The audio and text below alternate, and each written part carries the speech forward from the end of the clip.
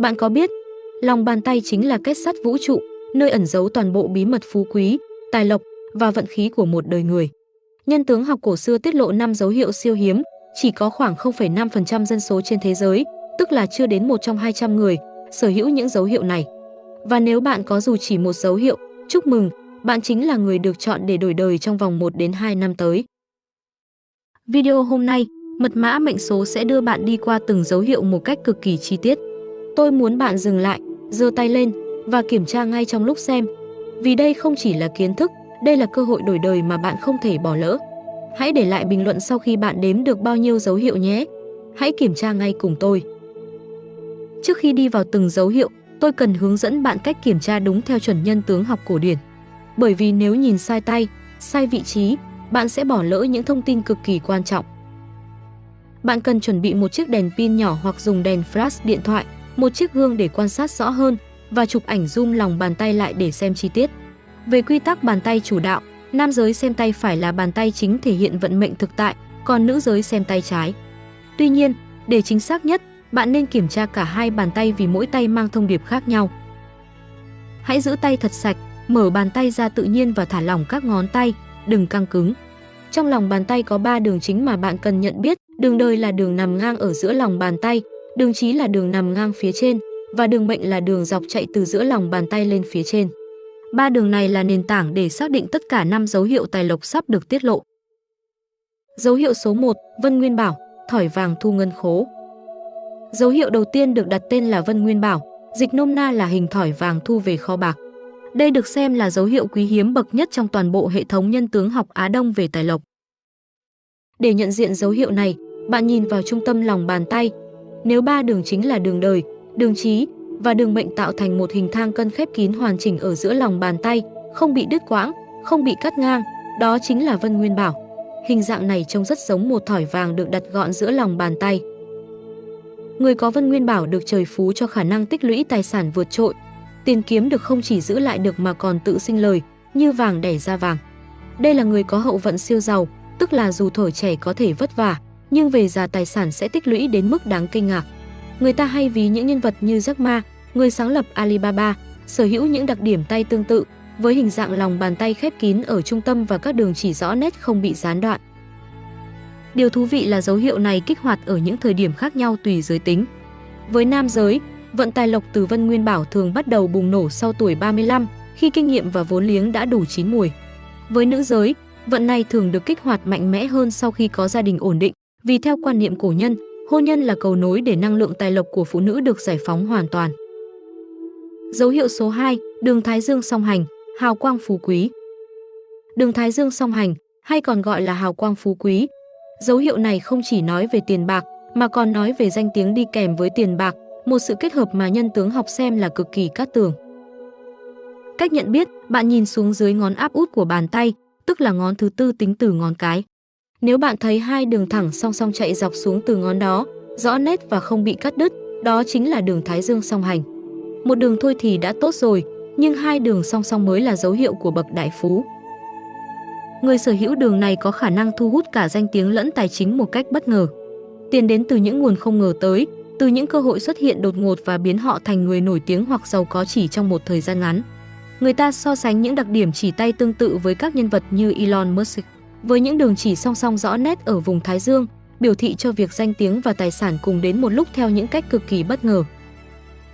Với nam giới, dấu hiệu này thường thể hiện qua sự bùng nổ trong công việc chính. Còn với nữ giới, nó hay xuất hiện qua các hoạt động thu nhập phụ, những dự án ngoài luồng bỗng nhiên trở thành nguồn thu khổng lồ. Khoảng thời gian vàng để dấu hiệu này phát huy mạnh nhất là từ 28 đến 40 tuổi. Đây là giai đoạn năng lượng tài lộc cộng hưởng với kinh nghiệm sống để tạo ra bước nhảy vọt. Dấu hiệu số 3, vân mắt phượng trên ngón cái, trực giác tiền tỷ. Dấu hiệu thứ 3 có cái tên rất đẹp trong nhân tướng học, vân mắt phượng hay mắt phụng, được đặt tên theo hình dạng của nó giống như mắt của chim phụng hoàng. Đây là dấu hiệu liên quan đến một khả năng đặc biệt mà không phải ai cũng có, đó là trực giác về tiền bạc và đầu tư. Để tìm dấu hiệu này, bạn nhìn vào khớp giữa của ngón cái. Khi bạn bẻ nhẹ ngón cái cong lại, vùng khớp đó sẽ tạo ra các nếp gấp. Nếu các nếp gấp đó tạo thành hình oval khép kín, trông giống một con mắt và bên trong có một chấm nhỏ hoặc một đường tròn nhỏ hơn ở giữa, đó chính là vân mắt phượng. Dấu hiệu này cực kỳ hiếm gặp và nhiều người có mà không biết vì chưa bao giờ kiểm tra đúng cách. Người có vân mắt phượng được xem là sở hữu linh giác tài chính phi thường. Họ có thể cảm nhận được thị trường trước khi thị trường thay đổi, chọn đúng cổ phiếu trước khi nó tăng, nhìn ra tiềm năng của một bất động sản trước khi khu vực đó phát triển. Những quyết định đầu tư của họ thường đúng theo những cách mà ngay cả bản thân họ cũng không thể giải thích hết bằng lý trí. Warren Buffett, huyền thoại đầu tư người Mỹ, được nhiều chuyên gia nhân tướng học nhắc đến khi bàn về dấu hiệu này, với những đặc điểm chỉ tay ngón cái đặc biệt gắn liền với khả năng đọc thị trường thiên bẩm của ông. Với nam giới, trực giác này thường phát huy mạnh nhất trong lĩnh vực chứng khoán và đầu tư tài chính. Với nữ giới, nó hay thể hiện qua bất động sản và các kênh đầu tư dài hạn. Đặc biệt, dấu hiệu này chín mùi và mạnh mẽ nhất ở độ tuổi từ 40 đến 50, khi trực giác kết hợp với bề dày kinh nghiệm tạo ra những quyết định đầu tư không thể sai. Dấu hiệu số 4, gò mộc tinh hình ngôi sao hoặc chữ thập, quý nhân vàng. Gò mộc tinh hình ngôi sao hoặc chữ thập, và trong nhân tướng học nó mang ý nghĩa đặc biệt về quý nhân phù trợ, tức là những người xuất hiện trong cuộc đời bạn và dẫn dắt bạn đến với tài lộc. Gò mộc tinh là vùng thịt nổi lên ở gốc ngón trỏ, ngay dưới ngón trỏ khi bạn nhìn vào lòng bàn tay. Để nhận ra dấu hiệu này, bạn cần dùng đèn pin soi thật kỹ vùng da đó dưới ánh sáng. Nếu bạn nhìn thấy những đường vân da tạo thành hình ngôi sao với ít nhất 3 nhánh tỏa ra, hoặc hình chữ thập rõ ràng ở vùng gò đó, đây là dấu hiệu của quý nhân vàng. Chữ thập phải cân đối và rõ nét, không phải những đường vân ngẫu nhiên chéo nhau. Ý nghĩa sâu xa của dấu hiệu này là trong suốt cuộc đời, người sở hữu nó sẽ liên tục được gặp gỡ những quý nhân đúng lúc, những người có tầm ảnh hưởng và tài nguyên sẵn sàng dẫn đường, hợp tác hoặc đầu tư vào họ. Tiền bạc của người này thường đến không phải từ sức lao động đơn thuần mà từ các mối quan hệ đối tác chiến lược. Người ta nói về Bill Gates, người sáng lập Microsoft, với những đặc điểm tay liên quan đến khả năng xây dựng quan hệ đối tác mang tính lịch sử, điển hình là mối quan hệ với Paul Allen đã thay đổi cả ngành công nghệ. Dấu hiệu gò mộc tinh thường được kích hoạt rõ ràng nhất sau tuổi 32, khi mạng lưới xã hội của một người đã đủ rộng và những mối duyên quý nhân bắt đầu kết nối lại thành những cơ hội kinh doanh thực sự. Dấu hiệu số 5, đường tài lộc sâu, rõ, không bị cắt phá, dòng chảy vàng. Dấu hiệu cuối cùng và cũng là dấu hiệu mà nhiều người biết đến nhất nhưng lại hay nhận diện sai, đường tài lộc, hay còn được gọi trong nhân tướng học là đường thủy tinh hoặc đường thương nghiệp. Đường này nằm ở phía bên ngoài lòng bàn tay, chạy dọc từ dưới ngón út xuống theo hướng cổ tay.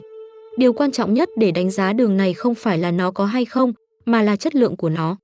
Một đường tài lộc đích thực mang vận tiền tỷ phải thỏa mãn 3 tiêu chí. Thứ nhất là sâu, tức là đường vân rõ ràng, không mờ nhạt. Thứ hai là dài, chạy đủ từ vùng dưới ngón út xuống gần đến cổ tay. Và thứ ba là không bị cắt phá bởi các đường chỉ khác cắt ngang qua nó. Nếu đường tài lộc của bạn bị nhiều đường nhỏ cắt ngang, điều đó theo nhân tướng học biểu thị cho những gián đoạn trong dòng chảy tài chính, những mất mát hoặc trắc trở trên đường làm giàu. Ngược lại, một đường dài, sâu, trơn tru không bị cắt phá chính là biểu tượng của dòng chảy tài lộc không bị ngăn cản.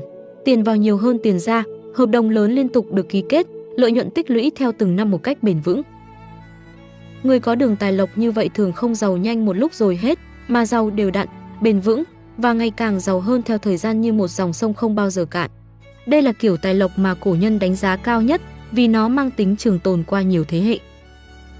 Bây giờ tôi muốn bạn tạm dừng video lại.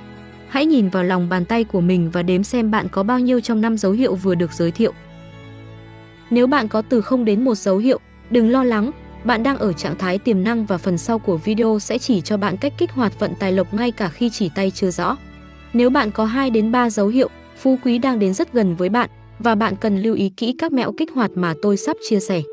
Còn nếu bạn có 4 đến 5 dấu hiệu, cổ nhân gọi bạn là tỷ phú tương lai, người được vũ trụ chọn để nắm giữ tài lộc lớn. Hãy comment ngay dưới video số dấu hiệu bạn có nhé. Và bây giờ chúng ta tiếp tục. Trong phần này tôi muốn đi sâu hơn vào một điều mà rất nhiều sách nhân tướng học không nói đến, đó là hiệu ứng cộng hưởng khi bạn có nhiều dấu hiệu cùng lúc. Theo kinh nghiệm nghiên cứu và tổng hợp từ nhiều nguồn tài liệu nhân tướng học cổ điển Trung Hoa và Ấn Độ, khi một người sở hữu 3 dấu hiệu trở lên cùng một lúc, vận may không chỉ cộng lại mà còn nhân lên theo cấp số nhân. Ví dụ điển hình là tổ hợp của dấu hiệu 1, 2 và 3, tức là Vân Nguyên Bảo cộng với đường Thái Dương song hành cộng với Vân Mắt Phượng. Đây là tổ hợp mà cổ nhân gọi là tam tài hội tụ, ước tính nhân vận may lên gấp 10 lần so với người chỉ có một dấu hiệu đơn lẻ. Ngoài việc nhận diện dấu hiệu, bạn cũng nên định kỳ theo dõi sự thay đổi của chỉ tay. Một điều mà nhiều người không biết, chỉ tay không phải là cố định mà thay đổi theo vận mệnh và hành động của bạn. Khi đại vận tài lộc sắp đến, Có hai biểu hiện thường thấy trước, một là màu sắc lòng bàn tay chuyển sang hồng hào hơn, tươi sáng hơn, hai là các gò thịt trên lòng bàn tay, đặc biệt là gò thái dương và gò mộc tinh, bắt đầu nổi lên rõ hơn và chắc hơn khi ấn vào.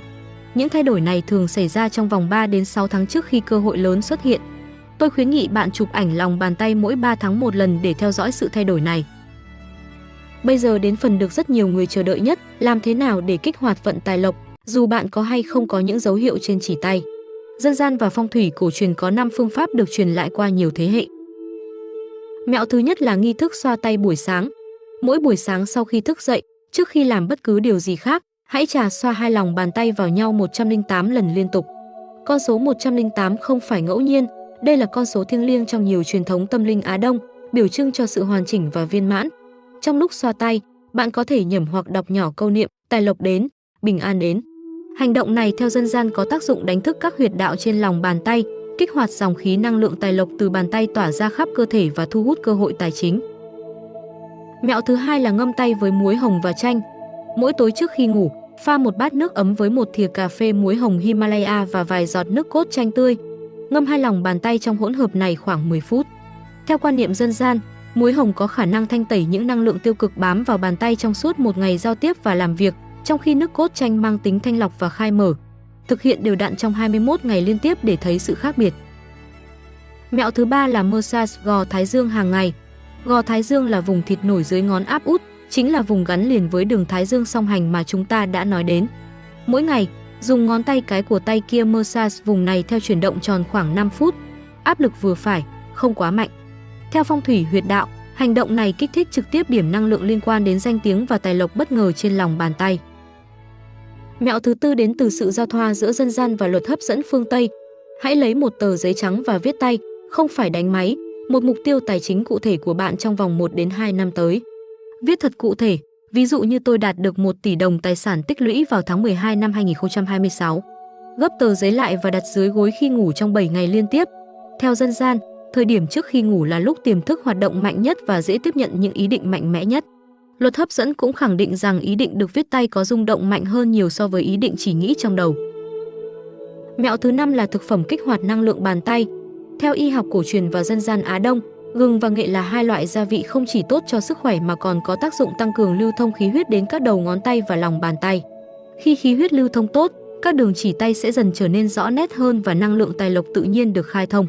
Hãy tập thói quen uống một ly nước gừng nghệ mật ong mỗi sáng và bạn sẽ thấy không chỉ sức khỏe mà cả vận may cũng cải thiện theo.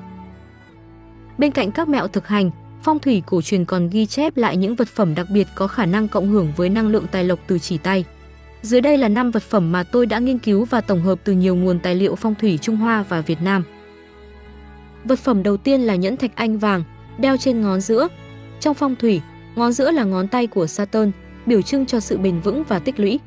Thạch anh vàng, hay còn gọi là sichin, được mệnh danh là đá của thương nhân vì năng lượng của nó cộng hưởng mạnh với việc giữ tiền và tích lũy tài sản. Khi đeo nhẫn thạch anh vàng ở ngón giữa, bạn đang đặt trực tiếp vật phẩm kích hoạt năng lượng vào đúng vị trí gần trung tâm lòng bàn tay nơi Vân Nguyên Bảo tọa lạc. Vật phẩm thứ hai là vòng tay hổ phách tự nhiên, đeo tay thuận. Hổ phách theo phong thủy có khả năng chiêu dẫn quý nhân, đặc biệt khi đeo gần vùng gò mộc tinh. Khi đeo vòng tay hổ phách, mỗi lần bạn bắt tay hay gặp gỡ đối tác, năng lượng của viên đá sẽ tạo ra một trường kết nối vô hình, giúp các mối quan hệ quý nhân đến một cách tự nhiên và bền vững hơn. Vật phẩm thứ ba không phải là đồ trang sức mà là một hỗn hợp đặc biệt, tinh dầu quế pha với nước rửa tay có chiết xuất ngọc trai. Quế trong phong thủy là một trong những gia vị có năng lượng dương mạnh nhất, kích hoạt tài lộc và may mắn. Ngọc trai tượng trưng cho sự tích lũy lâu dài và thanh khiết. Mỗi sáng trước khi ra khỏi nhà, nhỏ vài giọt tinh dầu quế vào lòng bàn tay và xoa đều, để mùi hương thơm cùng năng lượng của dầu theo bạn trong suốt ngày. Vật phẩm thứ tư là tượng thiềm thử mini, con cóc 3 chân ngậm đồng xu, đặt trên bàn làm việc hoặc kệ tivi trong nhà ở hướng đông nam. Thiềm thử là một trong những biểu tượng tài lộc cổ xưa và phổ biến nhất trong phong thủy Trung Hoa và Việt Nam.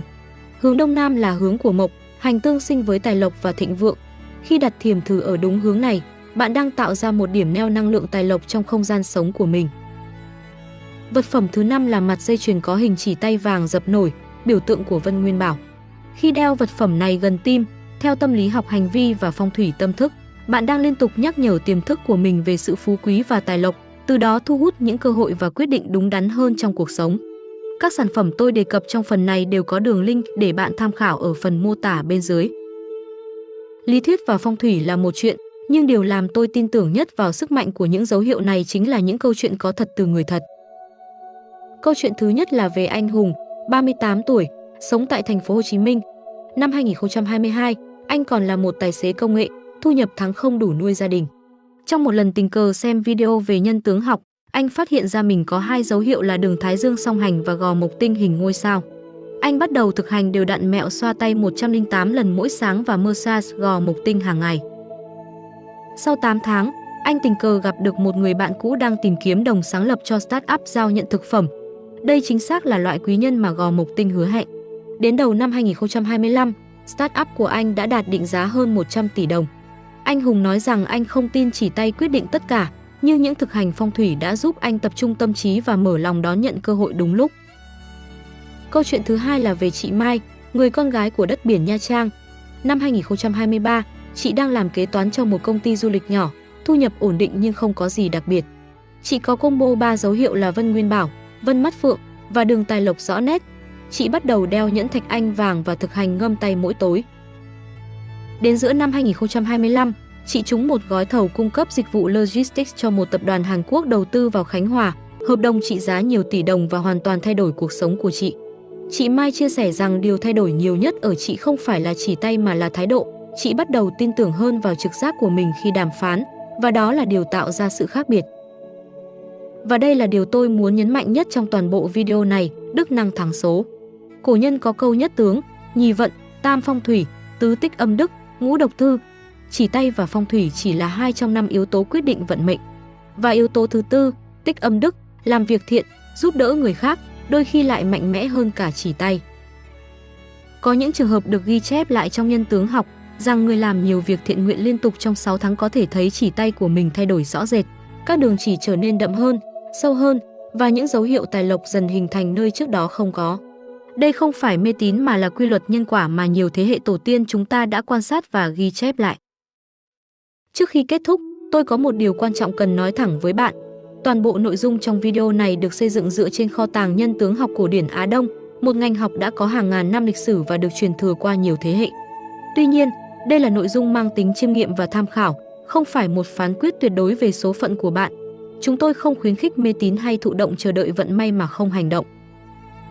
Điều tôi muốn bạn mang ra khỏi video này không phải là sự lo lắng vì bạn có ít dấu hiệu, cũng không phải sự tự mãn vì bạn có nhiều dấu hiệu.